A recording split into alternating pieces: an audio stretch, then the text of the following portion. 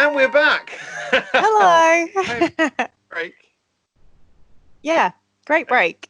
Lovely, brilliant break, best break. Do you have any top hobby tips for the kids at home? I think my thing that I learned from observing my friends, if it comes to a point where you've got massive piles of minis that you need to paint and you're getting stressed out, that is the moment to give yourself a day off painting.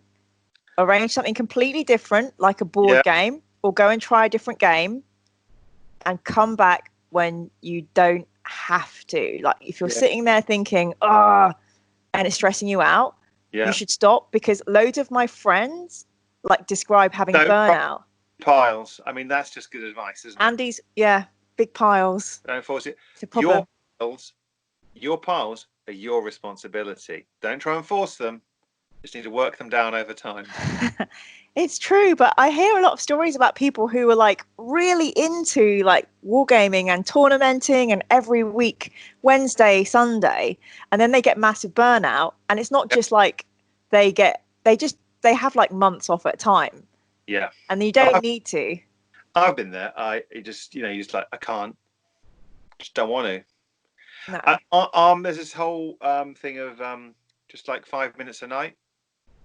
That's nice. Yeah. Chip away. If I get a free moment, I'll be like, I'll do hobby, but it doesn't actually have to be painting. See, I'm sure you're not interviewing me. I'll tidy my hobby space, or sort my paints, or I'll trim off bits from sprue. It's hobby stuff, but it's not necessarily painting. Just to to be around the vibe of it, but not putting yourself under pressure. Yeah, stuff that I need done, but not necessarily painting. The other thing that I think is great is that my friends have taught me is we don't all be part of hate because we just want to play war games. We have amazing friends that are happy to see us when we show up. So if you want to show up and not have done any painting, or not have an army ready, or not have a game, just come and talk and wander around, and you could end up in an RPG, or you could just get really drunk, or you could pop in for 5-10 minutes, have a bag of crisps and go. Yeah. And it's make the most of your hobby. It's not just about ticking boxes, getting models painted, and be aware that I'm going to say it, we're lucky to have this community. It's full of men and women and everyone in between that are actually loving and nurturing and supportive, whether you're in the middle, most prolific performance painter or most tournament winning person or not. You're just part of our gang, and we love you, and just be around and enjoy it. And if you're starting to not enjoy it, don't let it push you out. Yeah.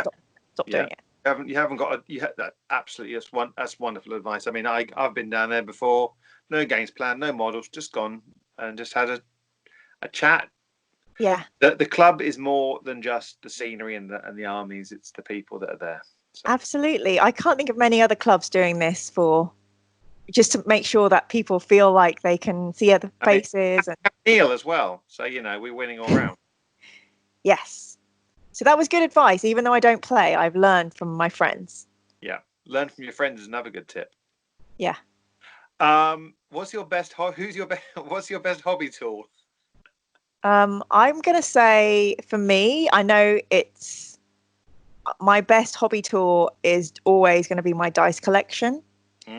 Because I know you guys use about 300 D6s, and that's good. I'm not saying it's boring to just play with cubes. I'm not saying it's very boring to have a dice as our logo. I would never say that. I just wouldn't say it. But a D20 is a lucky you never did. I mean, so lucky. So lucky. If you're playing role-playing games, which I do a lot of, you always need a D20. Quite often you need a polyhedral or 7 different type set. And if the game's going really badly, it doesn't matter, because you can open your dice bag and look at your 300 different sets and organize them and play with them. And it just gives me life. It is a dangerous game, though, isn't it? I mean, once you start buying those polyhedral dice, you're like, oh, they're nice. And they're nice. And you're like, I know. 20s do you need? Very alluring. 15 D20s. I'm like, I really only need one. And yet here we are. It makes you... I gave William a whole load of my polyhedral dice, because I was like, Oh, they're little caltrops to kids. You want to be careful.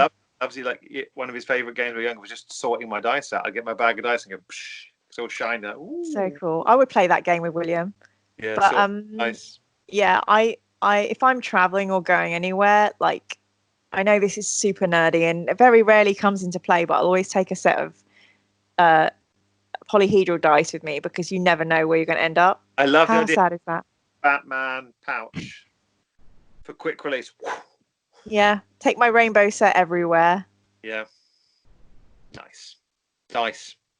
Nice dice. I wouldn't say it's a hobby tool. I'd say it's a hobby essential. Amen, brother. Amen. Absolutely. Motivational tips. What keeps you? We kind of spoke about motivation, and it's okay. Yeah. Nothing to reset and rest as part of the process. But do you have any other motivational tips? I think when you're playing in a campaign and you're bored of it, so specifically RPG, it's sometimes a good idea to take a look at, is it the character? Is it the setting you're playing in? Is it the DM? Is it other people in the game? And not be afraid to stop one thing and look around at the rich tapestry that is sewn all around you, and just pick something different up for a while. Don't stick in situations where you're just turning up because you're like expected to be there. It's more of a mercy to those people who know you're only half there to be like, I think I'm going to try something different, guys. I hope that's cool. So if you're feeling your motivation is dwindling, just stop, think. You have to ask yourself the question, what do I really need right now? Is it excitement? Is it mystery? Is it story?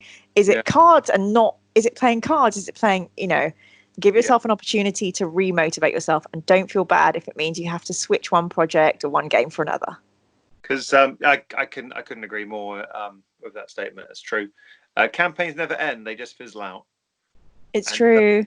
Just knowing that point to say, this is time for this to end. Time for this campaign to cross the Rainbow Bridge to the farm upstate. Yeah, it's always hard. It's always hard, and sometimes there's conflict if people are like, "Oh, how could you leave us?" But you have to do what's good for your mental health. Sometimes you've got a character you just love it, and then you want to carry on. Maybe the character dies and you just don't want to play anymore, or time to end things. Time to say goodbye. But that's another thing. Some people would rather just disappear from a club or just hide online than say to their friends, I don't want to do this, I want to do something else. Yeah. So if you can muster up the courage to be like, guys, I really think I need a change, then you can still, don't distance yourself and go off and be by yourself because you're feeling too guilty. Yeah. Honesty. It's good stuff. Yeah. Tell me about your favorite game. Oh, it's too hard to pick. My favorite game will always be 5th edition Dungeons & Dragons. 5th edition? 5th edition because... It sounded like you said 5th rather than 2nd, just for a minute there. I'm just confused. I will always love 5th D&D because it's what got me into the game. Yeah. It was the Saturday meetup, which is hosted by a guy called Xander, which has been going for years. And they took me in and they trained me up. And then that opened so many other games to me. If you've played 5th edition, you have pretty much everything you need to kind of understand other systems. And because it's now so prevalent and popular, it's a really easy gateway drug to gaming. So I think, although it's boring, I am really happy. And I think 5th edition as well, I've laid it on loads of different scenarios and games, and it works. But for me, at least, when I play role-playing games, I'm not too concerned about the system. It's the GM, the system itself. It's just a way for rolling dice and having probabilities and things you can do. Really, you could do role-playing without any rules at all. It's just it's about the group you have and the games master you have.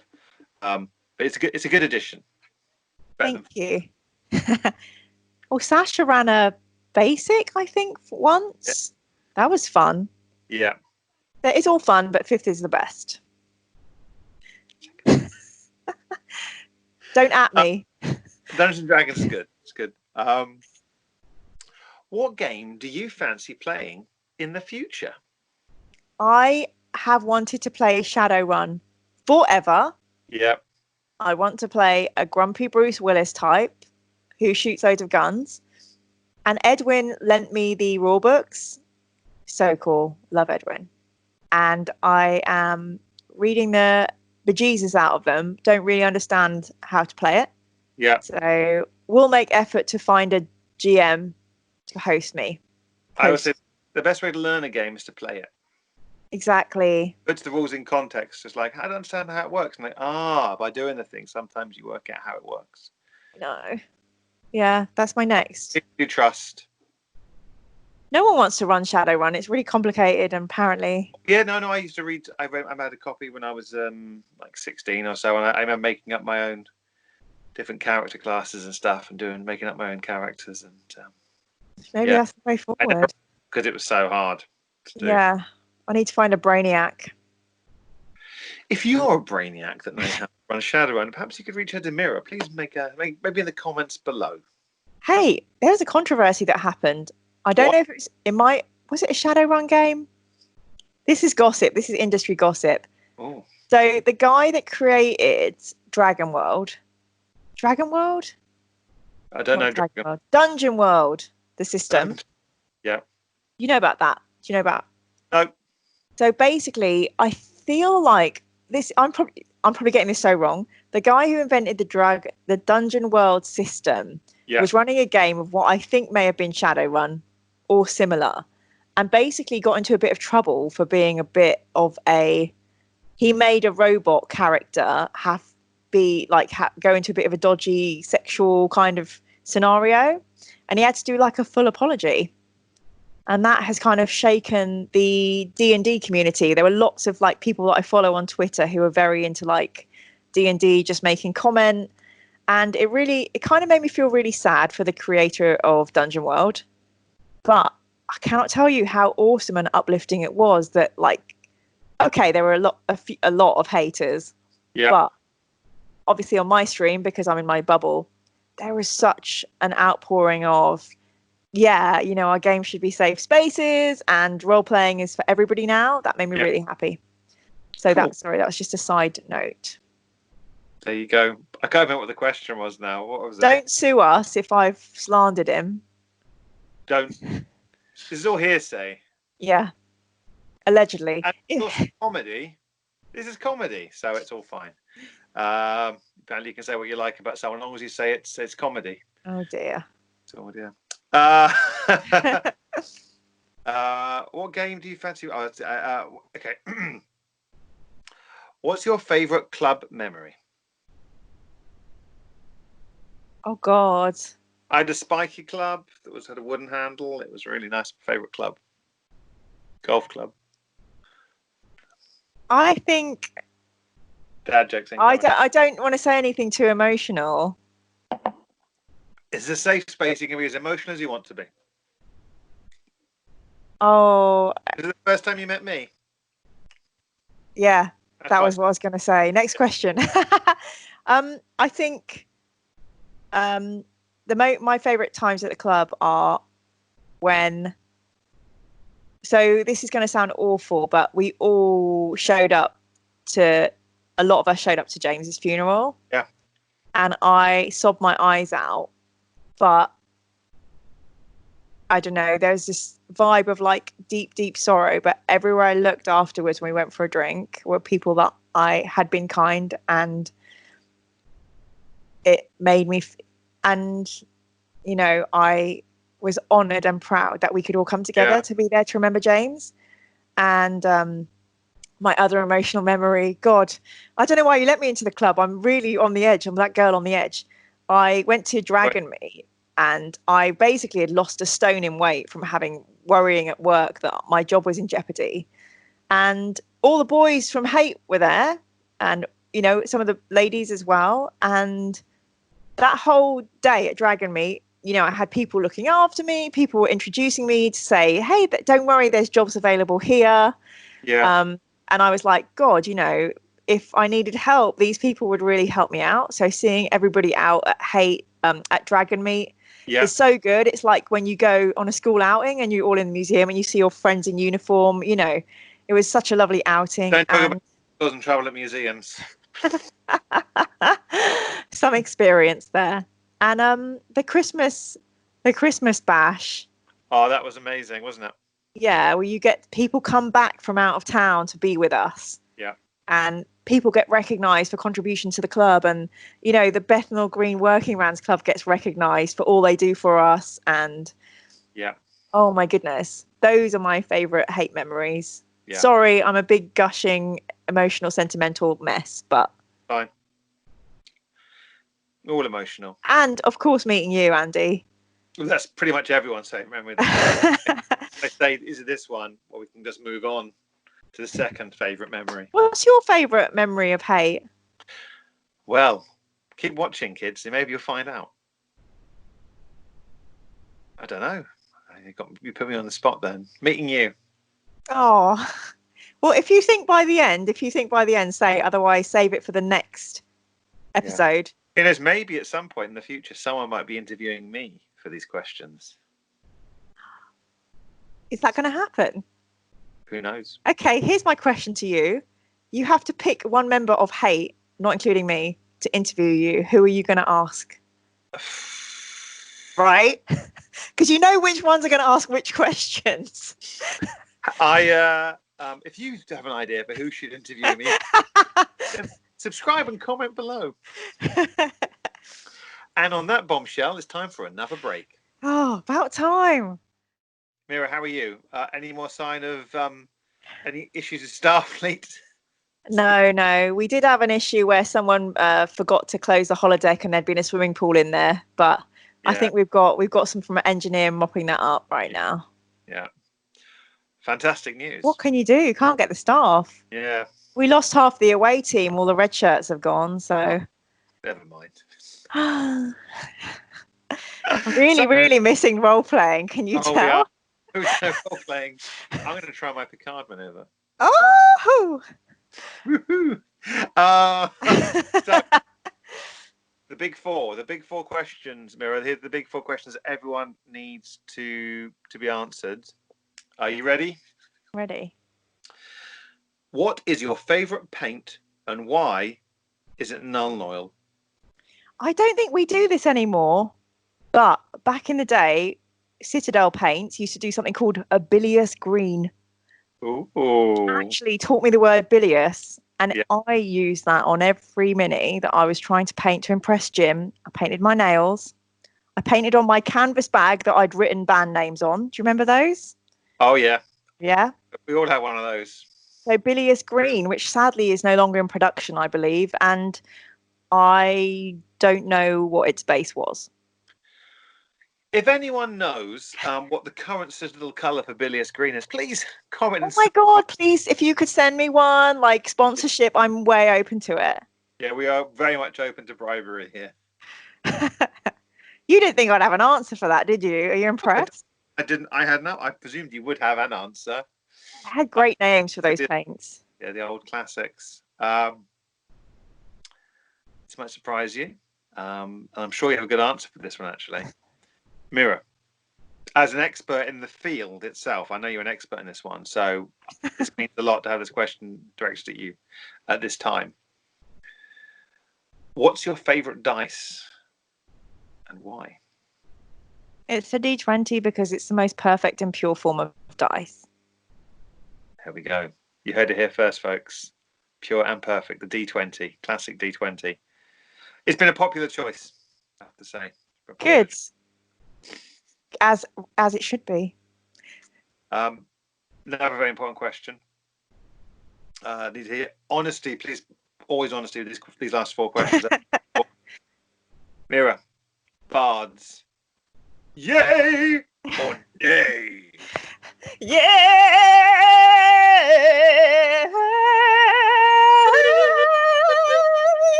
Yeah. Yeah. Yay! And we're back. Last question. Last of the big four. Okay. Mira. Mimics. Oh. Mimics. Classic. Can you have a quest without a mimic? The answer is no, you can't. And if you do, it's a shit quest. And I'd also say gelatinous cubes. They are in that book for a reason. Do not forget your gelatinous cube. I love a gelatinous cube. It's the best. Right? The best. Can a mimic be a gelatinous cube? Yes, it can. I just made that rule up. Can a mimic copy a mimic? Of course. A meta mimic will copy a mimic. craziness. I can't wait to be in one of your adventures where a mimic that's copying a mimic. Banner's cube. Oh, mind blown. Um, like an idiot, I forgot to check what Andy's question was he asked last podcast we did. Last hate cast, I should say. But I think it was, Yeah. what's your favourite gaming memory?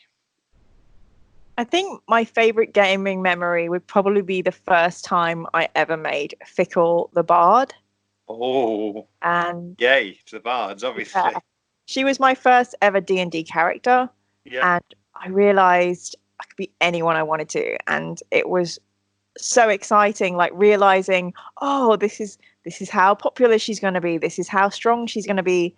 And like actually realizing a whole character with a backstory and everything. Yeah. That was my favorite because she was so fun to play. She was pretty much just me. Yeah. And she opened up the whole like character creation thing to me. My favorite thing in games is quite often when you pick how they look and stuff. Yeah. So yeah. Mine is the backstory. It's like I love it. I like it when you have some good stats and some bad stats because that's a good place to start with. You know, I don't want to have someone that's like they're all 18s. It's like that's very boring. I think. Yeah. You have to create a story to like why are they all so good? Exactly. But if you have a few interesting like a really low wisdom, why are they so unwise? So they've been kept in captivity their whole life, and that's why they haven't experienced the world. That's I like that. I like that. Looking at the flawed elements as storytelling points. They're trying to unravel the mystery from these line of stats of what who your person is. It's nuts. I was just playing Fallout 4 on the computer, the PlayStation. Yeah. And it's just a massive lift of like role playing. Like you have action points, which are a 4th edition thing. Yeah. You have all your stats. I mean, it's the key to the universe, isn't it? Role playing? Maths. Anyway. I think maths is the key to the universe. Oh. But yeah. Yeah. So, sad, very sad to say, we've kind of come to the end of our chat today because Gary's put this all together. But is there anything you want to talk about? What's your question for the next person we interview? That's the one I definitely have to ask you that. Okay, my question for the next person you interview is, what would your grown-up gamer self say to the little girl or boy or whatever self you were when you were about like 8 or 9? What advice would you give yourself when you were little? Beyond, don't waste your life. No, buy more piles, you would say. Yeah. Amass a dragon's hoard of piles to lie on. Classics hit a little model, leave them in their boxes, and buy shares an apple. What would you tell little Andy? My goodness. I would get him on the right path of painting, and I would look into actually how you collect an army, because initially I was buying random models. That's so cute. Them like 27 times, like just blobbing it on, and just like it was. I had no idea about painting apart from you had to put paint on. Oh, that's so cute. I used to do a brown wash over everything. Like, I've painted it and I need some shading. So brown, watered down brown. I think I would tell little baby Mira Manga, go and start playing D&D before you're ancient. Like, play D&D through your 20s, play it at uni. How cool. That would have been much cooler. I basically took too many drugs and just got problems at uni. If I'd been playing D&D, could have had those problems and D&D. And I think the other thing I would have told baby Mira Manga to do is play more MUDs, because even if you didn't have a group then, you could have learned the system and probably a bit about maths by playing multi-user dungeons. I didn't know what MUDs were. What are MUDs? I'm confused. Would you remember text adventures? Yeah. So type in pick up key. So a MUD would be someone would build on a server, like very old school, text areas, and you could interact with other characters through text, but it was all based around D&D and stats. Wow. Yeah, they were fun. It was cool, but I got into them too late. Yeah. But never mind. That's a good question for the next one, right? It is. I think it's a great question because I like, what advice do you give to a child? Like, what we give advice to yourself as a child. I mean, that's a very good one. Anything else you want to talk about before we go? No, just, everyone's in lockdown. If you can do something cute and unexpected for people that you love, like send them a postcard or phone them or send them a pizza delivery they're not expecting, do it. Yes. Basically, Mira would like you to send her a pizza, I think. Yeah, but can you form a rota? Because I don't want 3 pizzas in one night. Day. You can send me a pizza as well. I'm sure William would appreciate it too. He loves pizza. We're having pizza tomorrow. This is a really cute story. It's my brother's birthday today. So Aww. my two nieces had a secret mission and they had to find out what Daddy's favorite pizza was. And at 5 o'clock, we're ordering pizza and he doesn't know it's coming. So the whole family are getting pizza and the little girls helped me to do the quest. That's really cute. I know. Good work. Thank you very much. You're, I think you're inspirational at the club in your own way.